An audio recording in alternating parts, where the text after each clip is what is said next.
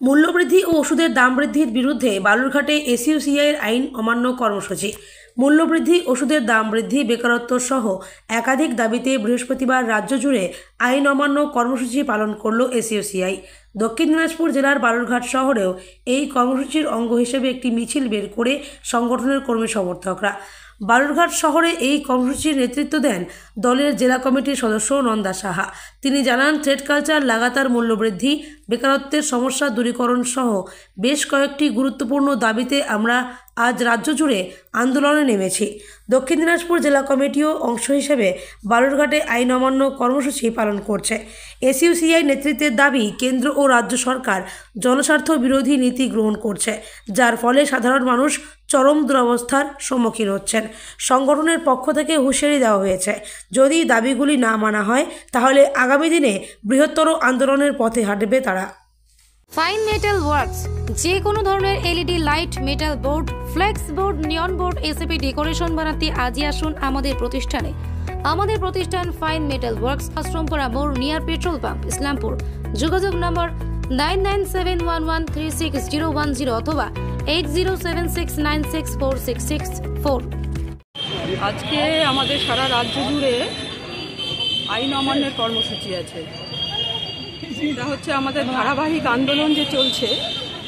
গত 21শে জানুয়ারি আমরা কলকাতায় মহামিছিল করে কলকাতাকে স্তব্ধ করে দিয়েছিলাম, এবং তারই ধারাবাহিকতায় আজকে এই অভয়া ন্যায় বিচার, আকাশছোঁয়া মূল্যবৃদ্ধি, শিক্ষা, স্বাস্থ্য সহ সমাজের সমস্ত স্তরে দুর্নীতি, ট্রেড কালচার, বেকারি, এই যে ধর্ম নিয়ে রাজনীতি, সাম্প্রদায়িকতা নিয়ে রাজনীতি, এবং তার সাথে স্মার্ট মিটার বাতিল, এই যে 748টা ওষুধ, সেই ওষুধের যে মূল্য বৃদ্ধি ঘটানো হলো, আমরা কেন্দ্র এবং রাজ্য সরকারের এই সমস্ত জনবিরোধী নীতির বিরুদ্ধে আমরা এই আজকের আমাদের এই আইন অমান্য, এই আন্দোলন আমাদের ধারাবাহিকভাবে চলবে এবং আরও বৃহত্তরভাবে গড়ে উঠবে। মান্যতা না পেলে এসইউসিআই কমিউনিস্ট দল লাগাতার আন্দোলন চালাবে, শুধু না, এবার আরও বৃহত্তরভাবে জঙ্গি আন্দোলনের দিকে যাবে। ঘটনা হয়েছে, সেটা দুঃখজনক। আসলে কি ব্যাপার বলুন তো, সবাই তো, দায়টা তো তাদের, যারা এরকম করে ঢুকেছে সবাই তো তাই নয়। এটা আমরা যেটা বলবো সেটা হচ্ছে স্বচ্ছভাবে দেখা হোক, স্বচ্ছভাবে বিচার করে যারা সত্যিকারের চাকরি পাওয়ার প্রাপ্য তাদের চাকরি দেওয়া হোক, এভাবে সেটা দেখা হোক।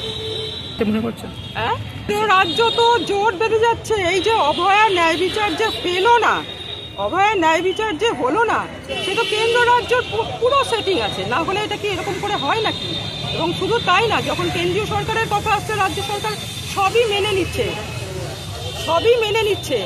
এবার দেখুন, যখন শিক্ষানীতি 2020 চালু হচ্ছে, কেন্দ্রীয় সরকার চালু করলো, রাজ্য সরকার একেবারে হুবহু সেটা চালু করবার জন্য প্রস্তুত হয়ে যাচ্ছে, শিক্ষানীতি থেকে শুরু করে সমস্তই। তাহলে আমরা এদের মধ্যে দ্বন্দ্ব কোথায় দেখবো?